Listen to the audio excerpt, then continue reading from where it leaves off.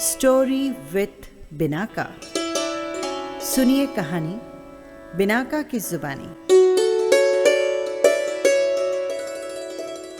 तो लीजिए, हाजिर है डॉक्टर शोभा घोष की कहानी दिन ढला रात हुई।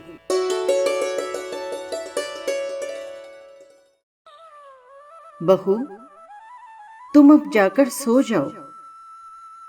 आवाज सुनकर सुधा चौंक पड़ी। घूम कर देखा, ससुर जी खड़े थे। उसे बड़ा ही संकोच हुआ। अपने दुर्भाग्य की पीड़ा में स्वयं जले, पर दूसरों को जलाने का उसका क्या अधिकार है। सर नीचे किए वो चुपचाप जाने लगी। चौधरी जी ने बुलाया, सुनो बहू। सुधा रुक गई। बहू, जो बात मैंने तुमसे पूछी थी, क्या उसके लिए तुमने कुछ सोचा है? पिताजी, नहीं नहीं पिताजी, नहीं, मुझसे ऐसा नहीं होगा, नहीं होगा। चिल्लाती हुई वो पागल की तरह अपने कमरे में चली गई और बिस्तर पर पड़कर सिसक सिसक कर रोने लगी। पिता की इकलौती बेटी थी सुधा। बचपन से ही लाड प्यार में बड़ी हुई। दुख का नाम तो उसने कभी सुना ही नहीं। गुलाब सी कोमल, चंपा सी सुंदर, मुख पर अल्हड़पन की छाप। छोटी उम्र में ही शादी की पिता ने। लड़का योग्य था, पर चांद में भी काली रेखाएं मौजूद होती है। सब गुणों के होते हुए भी एक बात जो अखरने वाली थी, वो थी वो फौज में काम करता था। रिश्तेदारों ने आपत्ति की, मां ने भी घोर विरोध किया। बोली, बेटे की इच्छा पूर्ण करने के नाम पर आप उसका सुख लूटना चाहते हैं, उसका सुहाग लूटना चाहते हैं। पर बेटी की इच्छा के सामने आखिर माता पिता दोनों को ही झुकना पड़ा। अनिल से सुधा की शादी हो गई। बड़ी धूमधाम से शादी हुई। सभी ने बधाइयां दी, मंगल कामनाओं की वर्षा, आनंद लहरों की पूर्व छटा। सभी सुधा के भाग्य की सराहना करने लगे। सहेलियों ने कहा, सुधा, अगले साल तेरे मुन्ने के लिए झूला लेकर आऊंगी। उसके गुलाबी गाल शर्म से लाल हो गए। उसने कहा, दत्त। छुटपन से ही सुधा को रानी पद्मिनी, दुर्गावती, लक्ष्मीबाई, सभी वीरांगनाओं की कहानियां बड़ी अच्छी लगती थी। सोचती थी, कितनी अच्छी थी वे वीरांगनाएं, देश की आन पर स्वयं मर मिटी। सुधा ने भी बंदूक चलाना, घोड़े पर चढ़ना, कार चलाना, साइकिल चलाना, तैरना, सब कुछ सीखा था। माता पिता की अत्यंत प्यारी होने के कारण उसकी हर इच्छा की पूर्ति तत्क्षण हो जाती थी। जब वो बहुत छोटी सी थी, तभी से कहती थी, बापू, मेरी शादी ऐसे दूल्हे से करना जो साहिब लगता हो और जो हवाई जहाज में बैठकर मुझे पूरे आसमान में घुमाए और बंदूक चलाकर शेर और भालुओं को मारे। और अगर हम लोगों के सामने कोई दुश्मन आ जाए तो उसे शिवाजी की तरह तलवार से मारकर घोड़े पर चढ़कर मुझे लेकर घर आ जाए। पिता अपनी भोली भाली बेटी की प्यारी प्यारी बातें सुनकर हंसते थे, खुश होते थे। प्यार से उसका सर चूमकर कहते, अरे मेरी बेटी तो अपना दूल्हा घोड़े पर चढ़कर खुद ही ढूंढ लाएगी। हठ पूर्वक वो कहती, नहीं बापू, तुम ही ढूंढ लेना। अच्छा बेटा, अच्छा, कहते कहते हंसते हंसते लोटपोट हो जाते वो। आज वही बातें कांटों की तरह उनके दिल में चुभ रही है। एक तो पुत्री का दुख और उस पर परिजनों की दिन रात भर्त्सना और तिरस्कार पूर्ण व्यंग बाणों की बौछार। आखिर सुधा की शादी हो गई। दुल्हन बनकर सुधा ससुराल गई तो सास ने तो मानो चांद ही पा लिया हो। ससुर को उसका भोला भाला चेहरा जिगर से भी प्यारा हो गया था। सभी लोग चौधरी के भाग्य की सराहना करने लगे। लोग उन्हें बधाई दे दे कर कहते, लक्ष्मी सी बहू पाई है आपने। चौधरी जी अपनी पत्नी से ये कहते हुए फूले नहीं समाते। ऐसी सुंदर तो चिराग लेकर ढूंढने पर भी नहीं मिलेगी। मधु चंद्रिका यानी हनीमून जाने के लिए अनिल ने 1 महीने की छुट्टी ली। अनिल एयरफोर्स में सर्विस करता था। शादी के बाद वो भी कल्पना करता था सुधा को नील गगन की सैर कराएगा, चंदा की चांदनी से अपनी चंद्रमुखी प्रिय के सौंदर्य छटा की होड़ लगाएगा, तारों की झिलमिलाहट में स्वप्नों का जाल बुनकर उसमें अपनी प्रिया को बिठा उसका सौंदर्य पान करेगा। और सुधा, उसने तो अनिल को पाकर अपने सुख स्वप्नों को प्रत्यक्ष ही पा लिया था। कितनी भाग्यवती है सुधा, जैसी कल्पना थी ठीक वैसा ही दुल्हा मिला है उसे। आखिर बाबू ने इसे कहां से खोज निकाला, सोच सोचकर वो आनंद विहल हो उठती है। भाग्य से नहीं, परम भाग्य से ऐसा वर मिलता है किसी को। मधु चंद्रिका की तैयारियां होने लगी। अनिल की छुट्टियां भी स्वीकृत हो गई।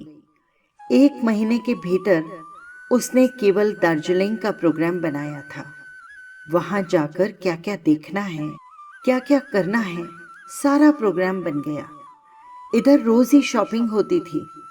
किस साड़ी के साथ कौन सा ब्लाउज, कौन सा गहना, कौन सा सेट, सब क्रम से सजाकर बॉक्स में भरकर रख दिया गया।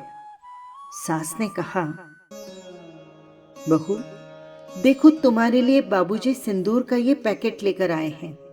लाओ, नई वाली चांदी की डिब्बिया में उसे भर दूं। अरे, आज तुमने सिंदूर की बिंदी भी नहीं लगाई बहू। एकदम भूल गई थी अम्मा, अभी लगा लेती हूँ। लाओ, इसी से लगाई देती हूँ। बड़ी पागल है बहू मेरी।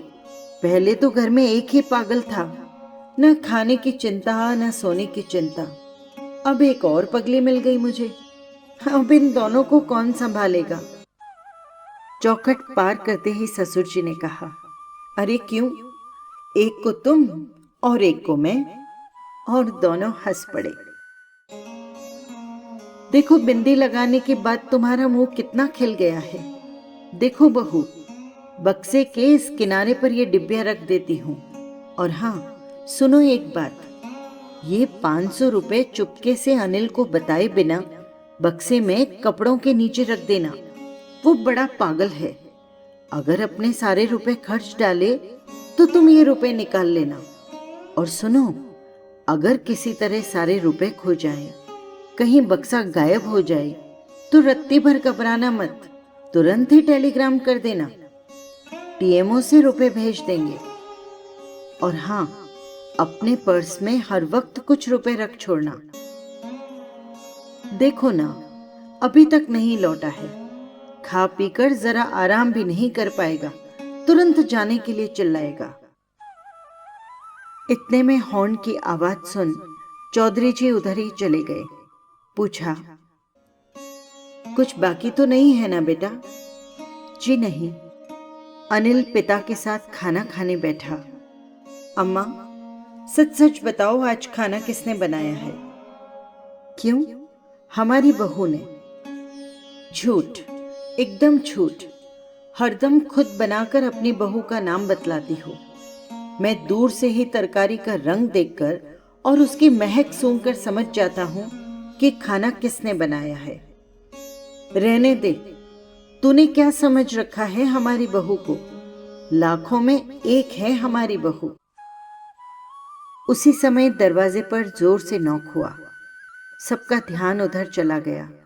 नौकर ने आके बतलाया कि भैया जी का अर्जेंट टेलीग्राम आया है।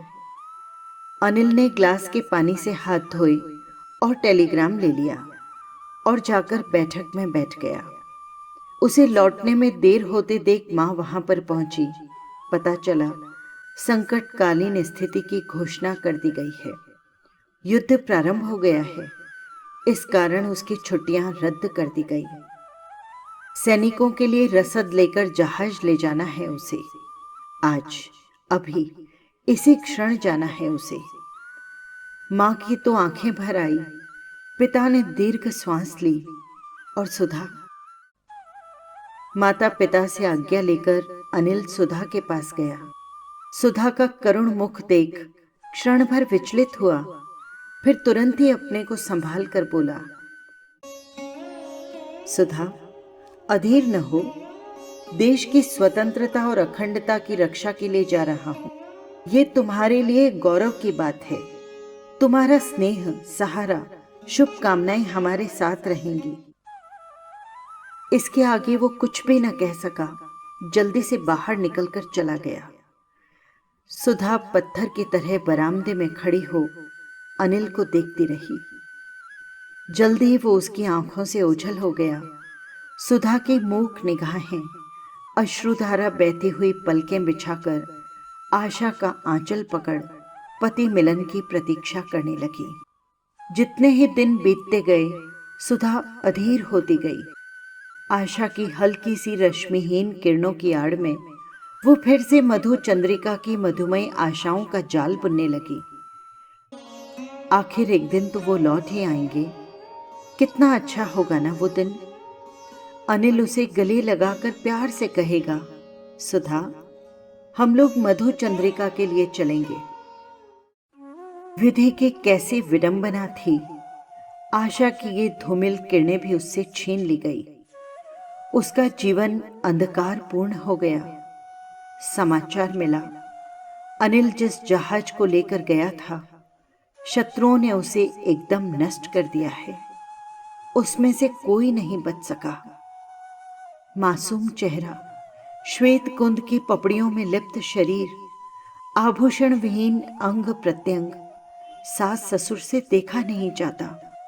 सास उसकी आंखें बचाकर बिलख बिलख कर रोती, ससुर दीर्घ श्वास लेते, करुण आहें भरते।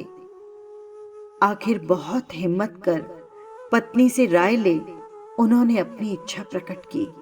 बोले, बहू, तुम्हारी खुद की शांति के लिए, हमारी शांति के लिए, अनिल की शांति के लिए मैं तुम्हारा हाथ किसी दूसरे के हाथ में रखना चाहता हूं।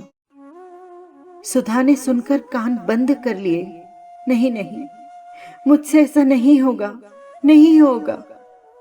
चिल्लाती हुई वो पागलों की तरह अपने कमरे में चली गई और बिस्तर पर पड़कर बिलख बिलख कर रोने लगी। कुछ दिनों बाद सास ने फिर समझाया, पर सुधा नहीं मानी। चौधरी इस भयंकर मानसिक अशांति के कारण शैय्याशायी हो गई। हालत खराब होती गई। सुधा सब समझती, पर दूसरी शादी, वो भी किसी और से। सोचकर सुधा सिहर उठती, पर ससुर की बुरी हालत देखकर वो अनिच्छा से ही राजी हो गई। बोली, पिताजी, आप ठीक हो जाइए, फिर आप जैसा चाहेंगे वैसा ही होगा। क्या कहा बहू तुमने? तुमने मेरी बात मान ली? खुशी से उनकी आंखें चमक उठी। बेटी, अब मैं अच्छा हो जाऊंगा, जरूर अच्छा हो जाऊंगा। शादी की तैयारियां हो रही है। आज ही उसकी शादी है। सब लोग काम में व्यस्त हैं। सुधा सवेरे से आज जो खिड़की पकड़कर खड़ी है, वहां से हिली नहीं। सहेलियों ने उसे सजाया, फिर से सारे गहने पहनाए, हाथों में मेहंदी लगाई। वो जाकर फिर उस खिड़की के पास खड़ी हो गई। एक सहेली ने कहा, सुधा, इधर तो आना, जोड़े में फूल गूंथना है। दूसरी ने कहा, अरे भाई, उसे क्यों परेशान करती हो? वो तो अपने दूल्हे को देखने के लिए खड़ी है। दूल्हा? दूल्हा? कहाँ है दूल्हा? वो चिल्लाती हुई दौड़कर आगे बढ़ी, दीवार से धक्का खाकर गिर गई। सिर में गहरी चोट लगी, खून की धारा बहने लगी और वो चेतना खो बैठी। दिन ढला, रात हुई। इसी समय, इसी संधि बेला में रवि की धूमिल लोहित रंगारंगी किरणों की रोशनी को अपना पथ प्रदर्शक बनाकर अनिल चला गया था। आज उसकी सुंदर सी दुल्हन अपना पूर्ण श्रृंगार कर, हाथों में मेहंदी रचा, अपनी अंतिम इच्छा पूर्ण करने पति के पास मधु चंद्रिका के लिए जा रही है। मस्तक से निकलने वाले खून की धारा उसके सुहाग को बधाई दे रही है।